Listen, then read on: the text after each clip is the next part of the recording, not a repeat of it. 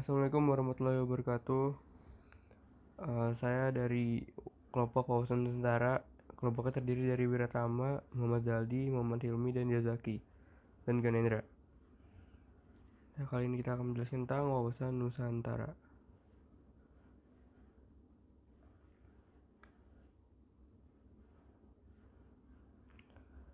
Yang pertama yaitu wawasan Nusantara, merupakan cara pandang bangsa Indonesia terhadap diri sendiri yang berlandaskan Pancasila dan UUD NRI tahun 1945.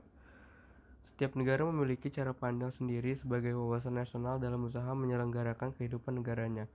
Hal yang sama juga berlaku untuk negara Indonesia yang memiliki wawasan Nusantara sebagai cara pandang bangsa Indonesia yang berkaitan dengan hakikat sebuah negara yang memiliki kedaulatan atas wilayah atau sering disebut geopolitik Indonesia. Geopolitik mempelajari makna strategis dan politik suatu wilayah geografi yang mencakup lokasi luas serta sumber daya alam tersebut.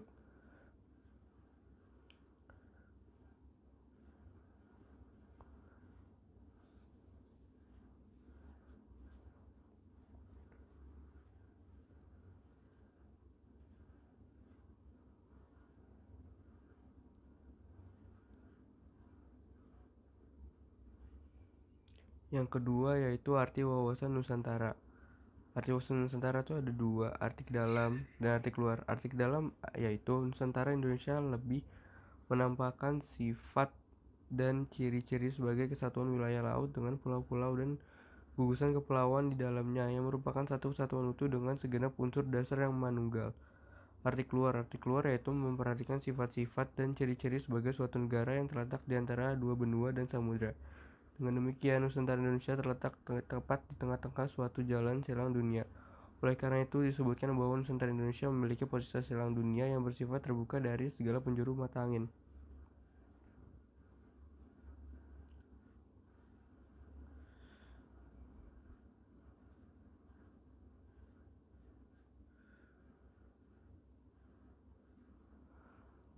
Selanjutnya yaitu asas wawasan Nusantara. Asas wawasan Nusantara itu ada 4: kepentingan bersama, keadilan, kejujuran, dan solidaritas. Kepentingan bersama yaitu kepentingan yang sama, yaitu ketika menegakkan dan merebut kemerdekaan. Kepentingan bersama bangsa Indonesia adalah menghadapi penjajahan secara fisik dari bangsa lain. Tujuan yang sama adalah tercapai kesejahteraan dan rasa aman yang lebih baik daripada sebelumnya.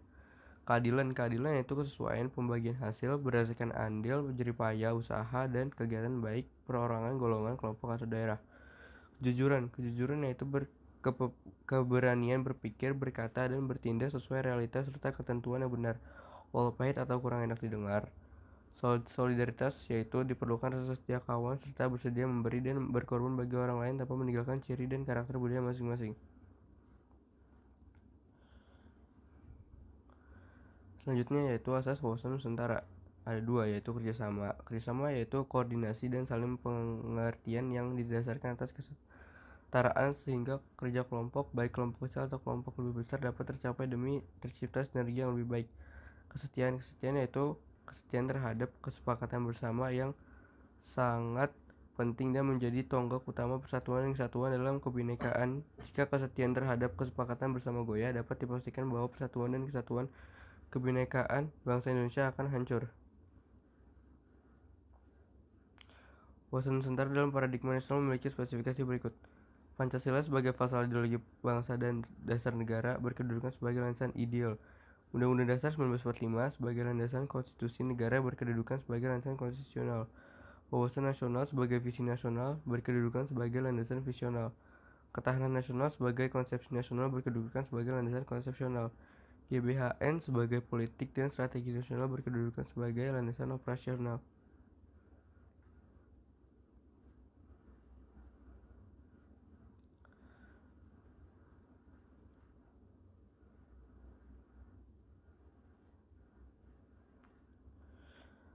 Aspek-aspek Trigatra.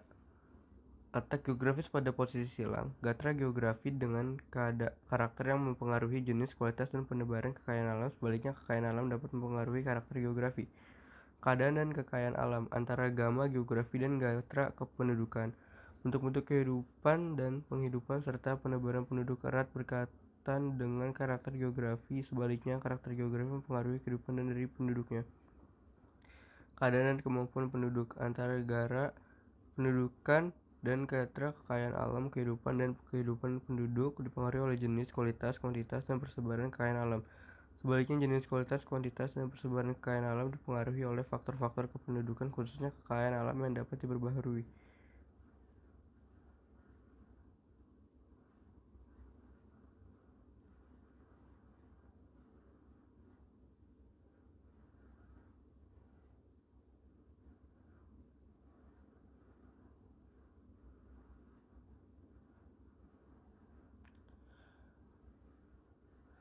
Selanjutnya yaitu aspek Pancagatra. Aspek-aspek Pancagatra terdiri dari politik, hasil budaya, ideologi, ekonomi, pertahanan, dan keamanan.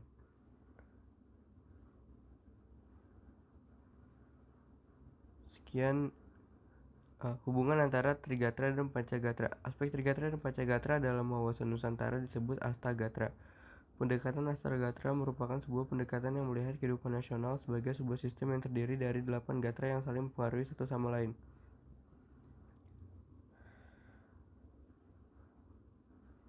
Sekian dari kelompok kami. Assalamualaikum warahmatullahi wabarakatuh.